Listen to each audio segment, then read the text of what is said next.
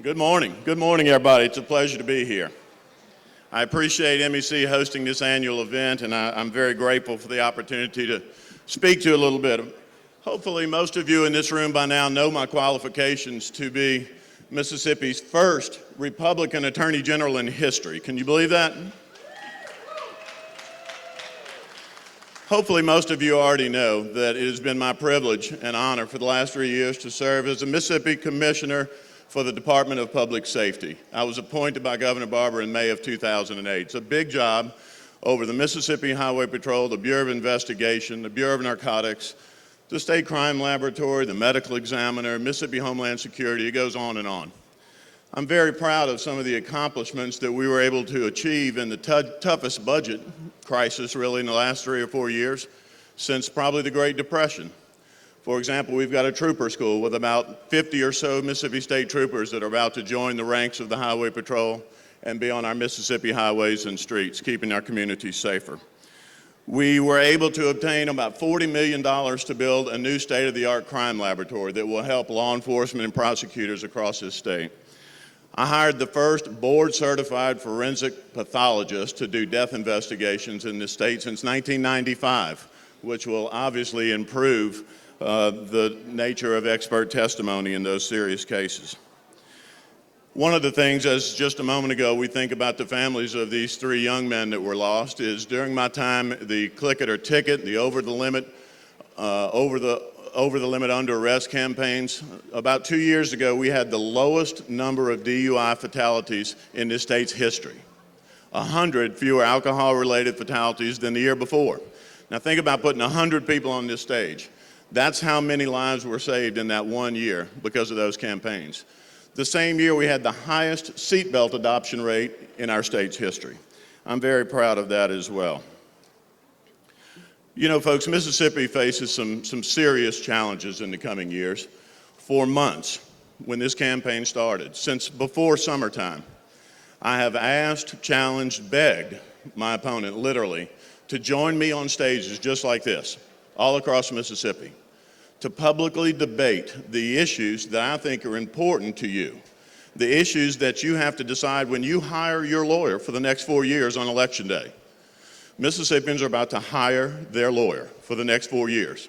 He's refused to allow himself to be interviewed. He won't stand on the stage and debate the issues that I think are important. Regrettably and unfortunately, he's chose to run childish, cartoonish, negative attack ads against me and my family. He has claimed he didn't need to debate. He was going to run on the issues. I hadn't heard any of his issues, any of his record. I've heard of personal attack ads against me, false and misleading personal attack ads. So today, folks, I would tell you, Jim, it's not too late. You're going to be on this stage right behind me in the next 10, 20, 30 minutes perhaps. You're going to be standing right where I'm standing, Jim. I know you're here. Tell these people, tell them why you wouldn't join 78% of Mississippians, the governor, the lieutenant governor, and most of the legislature, why you wouldn't join the fight against Obamacare. They deserve to know when they vote next Tuesday. Tell them why you would not fight what the majority of states in this country have said will take $500 billion for Medicare.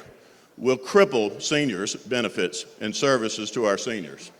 Tell them why you wouldn't join the lawsuit that will put 400,000 more Mississippians on Medicare and require a huge tax increase in our state to pay for. Tell them why you wouldn't join the fight of the Obama healthcare plan that's going to cripple small business. These are business people here today, Jim.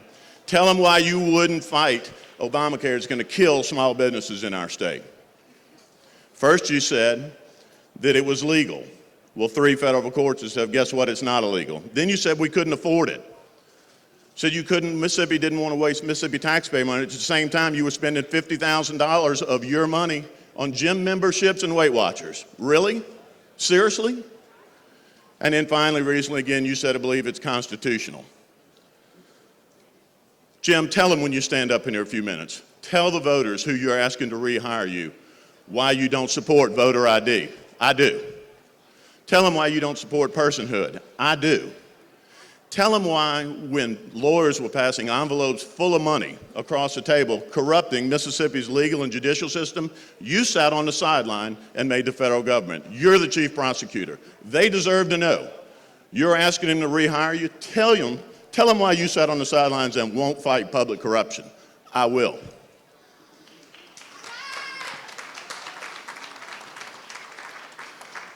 Ladies and gentlemen, you've heard a lot, especially in the last week, about the outside lawyer contracts and millions of dollars of public money, your money, that should go back to the legislature to put where they deem appropriate, flying out of Mississippi to lawyers all across this country, in New York, Texas, Florida.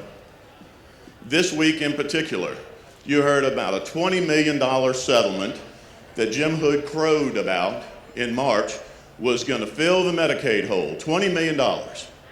Well, finally this week the truth came out. That federal Medicaid match gets back its money. If federal Medicaid paid 82 cents on the dollar and we got overcharged $20 million, they get their 82 cents on the dollar back. Not only that, we have to pay half of the amount of attorney's fees. When I say we, me and you, it's your money, folks. $5.4 million of it went to Ronnie Musgrove for attorney's fees. After the feds get their money back and we pay back half, he gets to keep his. Ronnie does. But when we pay back his half, me and you, what Mississippi actually got was $900,000. Now, for months, he's been telling the legislature and the media and you folks that he put $20 million in the state coffers. He either didn't know or intentionally misled you. Either one disqualifies him from being the state's top lawyer, folks. Ladies and gentlemen, Jim Hood's campaign motto, and this has been a nasty race, and I'm sure it's going to be nasty the last 6 days in spite of my efforts to talk about the issues. But folks, let me tell you something. His motto has been protecting Mississippi families. Well, I'm suggesting to you, if your name is not Scruggs, Balducci, Langston, Peters, P.L. Blank, you ain't in the family.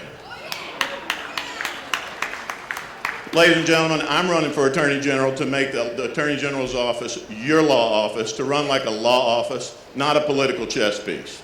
I'm asking for your vote next Tuesday. I need your vote. My family deserves better, and so does yours. Thank you.